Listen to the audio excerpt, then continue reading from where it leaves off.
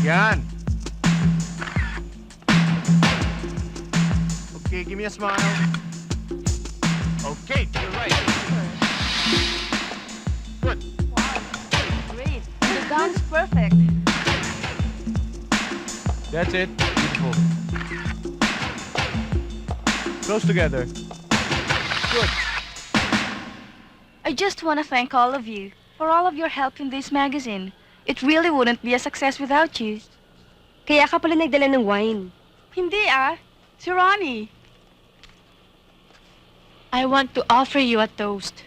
Para sa kasal niyo ni Dodi? Hindi. Ito ay para sa kalayaan ni Dodi. Dahil hindi na matutuloy ang kasal namin.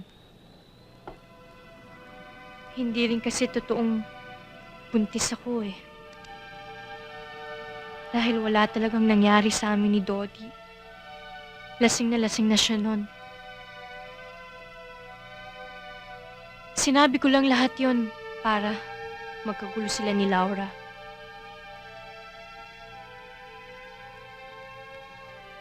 Nainggit kasi ako sa'yo nun eh. Dahil parang ang swerte-swerte mo. Lahat nasa'yo. Pero binabaliwala mo. Samantalang ako.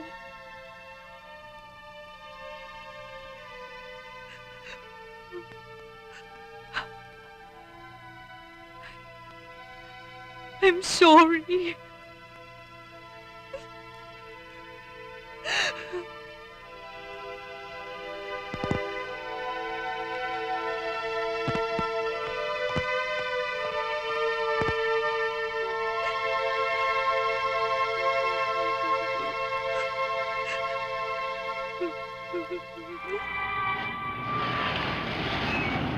Matagal po kami magkasintahan ni Blanca. Ako ang ginamit niyang espiya laban sa unyon ng pabrika. Nang magwelga ang unyon, inutusan niya akong umupa ng mga tao na magiging eskerol. Sinagasaan ng eskerol ang barikada at yun ang naging sanhi ng pagkamatay ni Aling Toyang na ina ni na Jocelyn at Esther Ilustre. Pinagtapat din sa akin ni Blanca na ipinabago niya ang testamento ng kanyang namatay na ama para palabasin na walang mana ang kapatid niyang dalawa. Walang hiya! Pinahisan kita! Order! Walang utang na loob! Order! Hayop! Order in this court! Order! Hepe! Kailangan gumawa ka ng Silence! para makulong Or I will charge you with contempt! Ina siyang manggagamit! Order! Hindi ako papayag! Your Honor, may I request for a postponement of the hearing? Does the counsel for the prosecution have any objections? None, Your Honor. Granted. Hearing is reset to 2 weeks from today. Thank you, Your Honor. Iwi mo siya. Halika na. Hindi pa ako tapos sa Esther! Yeah, control yourself. Walang hiya ka! Hayop! Hindi pa ako tapos Control sa'yo! Sampid! Esther, Sandali lang, attorney. congratulations, ha?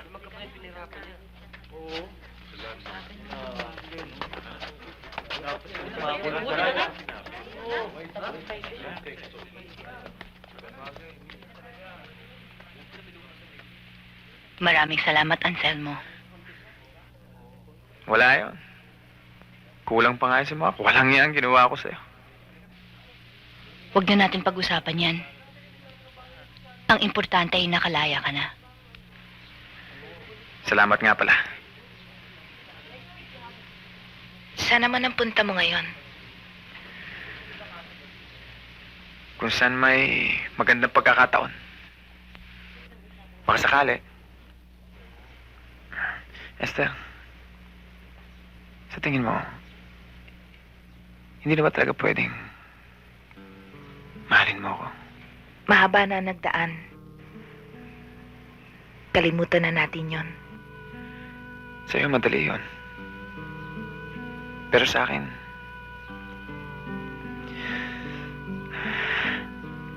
ang totoo, Esther, sa puso ko, ikaw ang mahal ko. Hindi pwede, Anselmo. Sigurado na tayo. Okay lang, Ramon. Walang anuman yon. Hinintay ka na niya. Sina, huwag mo lang kalilimutan. Ikaw lang babaeng minahal ko. Salamat ulit. Anselmo, sandali. Baunin mo to.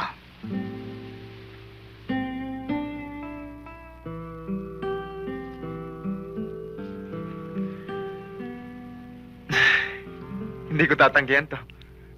Kailangan ko to. Salamat ulit.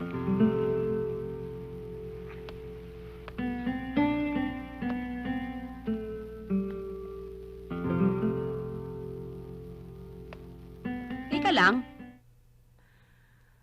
Ano sa tingin mo?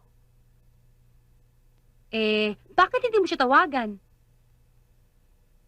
Sino? Sino pa? Di si Jonas. Alam mo, sa totoo lang, from the very start of your relationship, may kutob na ako. Parang, it won't work out between the two of you. You know why?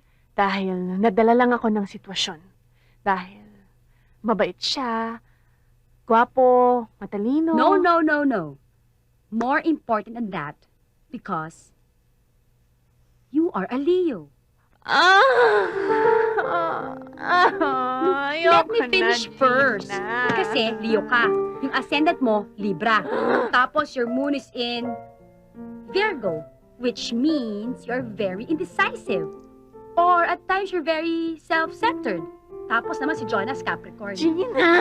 Capricorn is an earth sign. Parang Taurus, di ba? Tapos ikaw, fire ka pa. Imagine, earth and fire?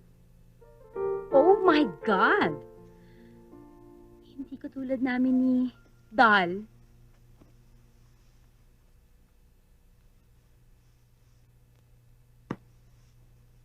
Sino? Si Dal. Si Jed. Aries and Libra. Fire and air. Diba? Perfect. O, sige, sige. Okay.